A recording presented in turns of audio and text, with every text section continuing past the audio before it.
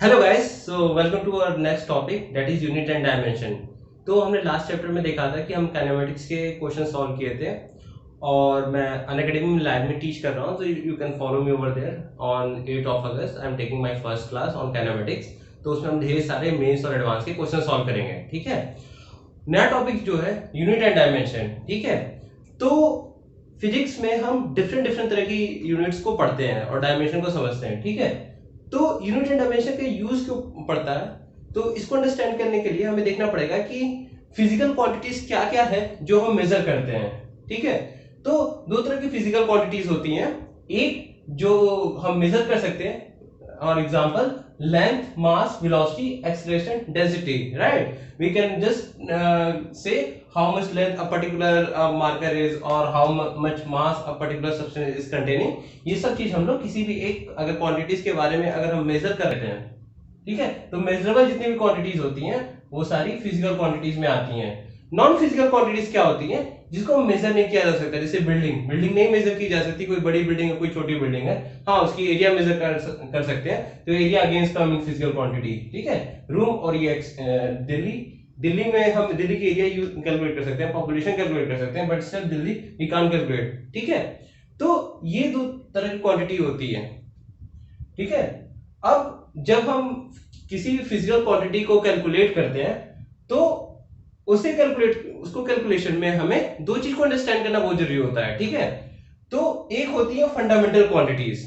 So what are fundamental quantities? The quantity that are not derived from any other quantity.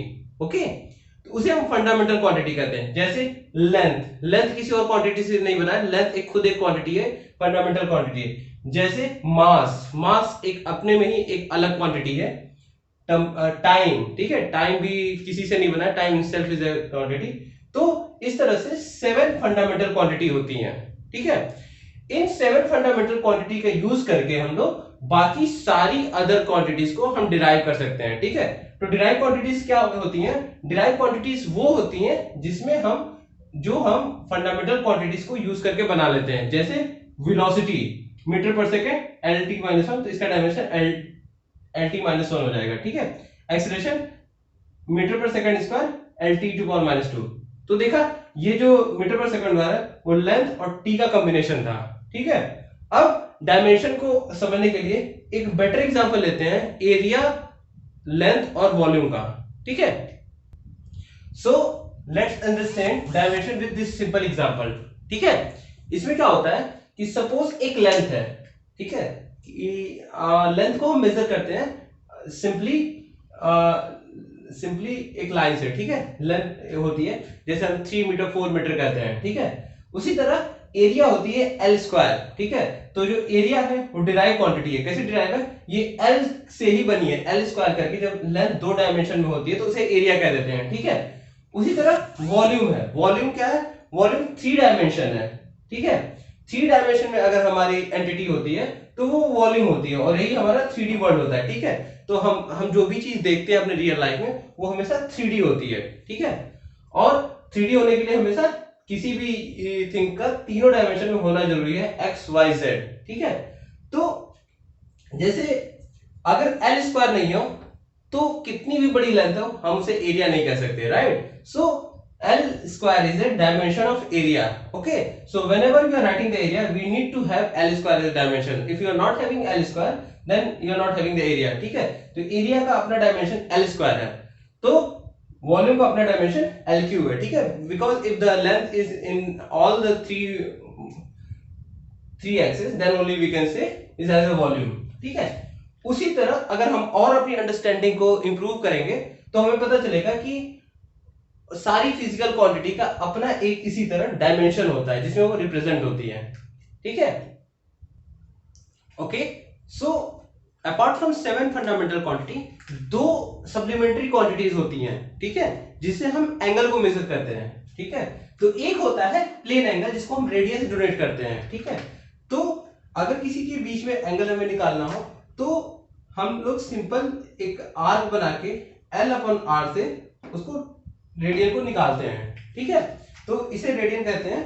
और अगर पूरा circle बन जाए तो हमारा जो रेडियन होता है वो 2 पाई आता है, क्योंकि सर्कम हो जाएगा 2πr अपॉन r, तो ये r हो जाएगा।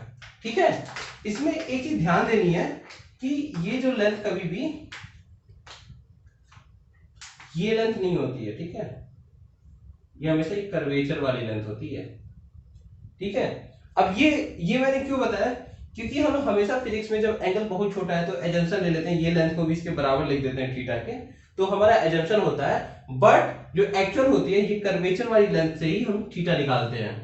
ओके, उसी तरह if we are measuring angle for a solid body, तो उसको हम सॉलिड एंगल कहते हैं, स्टेरेडियन से डिनोट करते हैं, SR, जिसको ओमेगा से डिनोट करते हैं। ठीक है, तो इस थीटा को कैलकुलेट करने के लिए एरिया अपॉन आर स्क्वायर होता है। ठीक है, तो सपोज अगर एक स्फीयर का अगर हमें वो निकालना है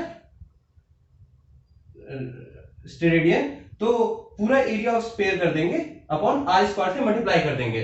इसमें भी एक चीज बहुत ध्यान से देखनी होती है, that is we are taking the area of this curvature part, right. This curvature जो एरिया होती है, that's a cone is sustaining, that area we take and then we solve for the this thing for calculate the angle.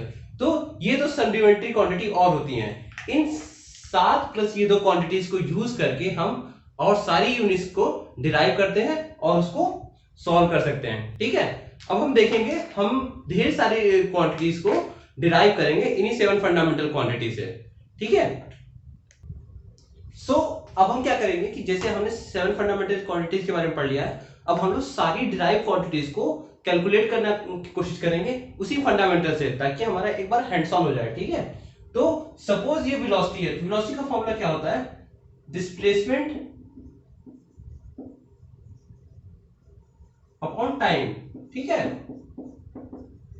तो displacement क्या होता है, L होता है, और टाइम क्या होता है, T होता है।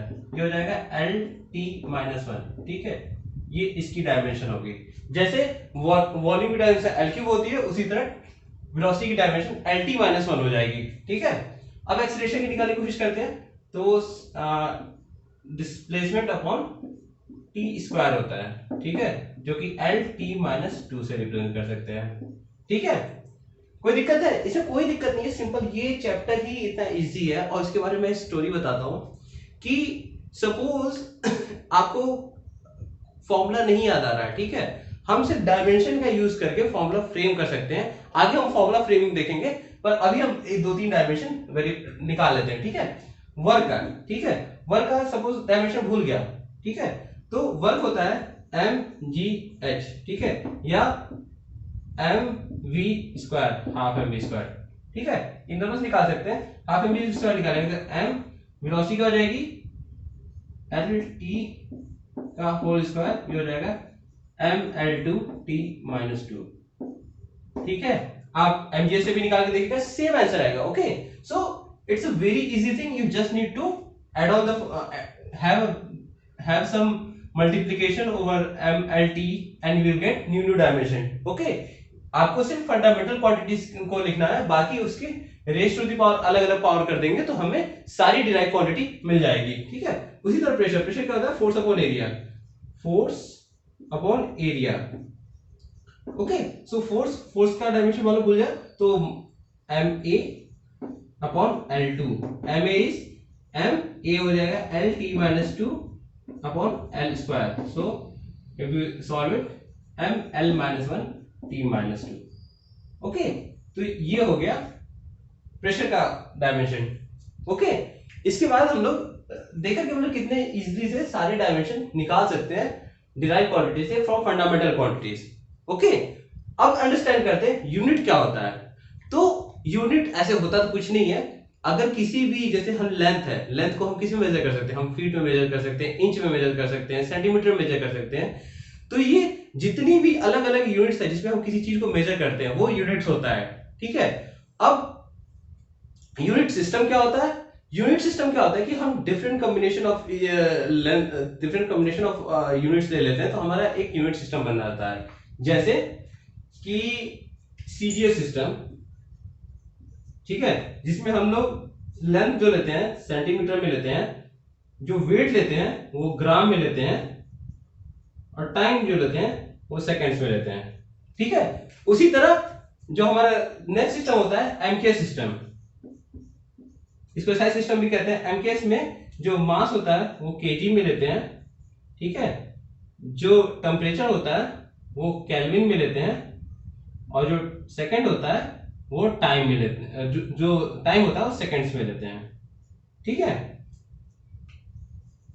उसी तरह हमारा जो होता है डिफरेंट अलग अलग सिस्टम होते हैं, ठीक है, तो इनकी डिफरेंशिएशन बड़ी बड़ी होती है, बट इनका बेसिक कॉन्सेप्ट होता है बहुत इजी होता है, so it's just only this. तो यूनिट्स क्या होती है, जिस यूनिट में हम लोग हमारी फंडामेंटल क्वांटिटीज को मेजर करते हैं, ठीक है, उसे यूनिट कहते हैं, ठीक है, जैसे इंच, सेंटीमीटर, फीट, ये हो गए यूनिट। और यूनिट सिस्टम ऑफ यूनिट्स क्या होता है कि एक कॉम्बिनेशन ऑफ सिस्टम, जैसे हम ग्राम, सेंटीमीटर, ग्राम, सेकंड लिया तो एक यूनिट सिस्टम हो गया, ठीक है। तो कुछ सिस्टम, कुछ कॉम्बिनेशन ऑफ यूनिट जब हम लेते हैं तो उससे एक सिस्टम बनता है जिसको सिस्टम ऑफ यूनिट कहते हैं। ओके, आई होप आपको ये समझ में आया, और अगर इतना समझ में आया तो इस पे ढेर सारे न्यूमेरिकल्स आपको सॉल्व कर जाने हैं, ठीक है। नेक्स्ट क्लास में हम लोग डायमेंशन का यूज करके फॉर्मूला बिल्डिंग पे वर्क करेंगे, ठीक है। डायमेंशन का बहुत ही यूटिलाइजेशन होता है फॉर्मूला बिल्डिंग में, आपको फॉर्मूले भूल जाते हैं या फिर ये होते हैं, तो डायमेंशन एनालिसिस को यूटिलाइज करके सारे क्वेश्चन सॉल्व कर सकते हैं। इवन अगर फॉर्मूला भूल गया तो उसको फिर से फिर से रिट्रीव भी कर सकते हैं, ठीक है। तो डायमेंशन एक फ्री मार्क्स होता है और एक इजी चैप्टर होता है, इसको बस थोड़ा सा प्रैक्टिस कर जाना ताकि आपकी वर्किंग स्पीड फास्ट हो जाए और इसके क्वेश्चन आप जल्दी से सॉल्व कर सकते। Hope you like my video, ठीक है। मैं अनअकैडमी पे लाइव भी पढ़ा रहा हूँ, so you can also join me over there, okay. So there we can discuss a question and doubt on real time basis, okay. Thank you. The link of the Unacademy I have given this description of this video, so you can join me from there, okay. Thank you.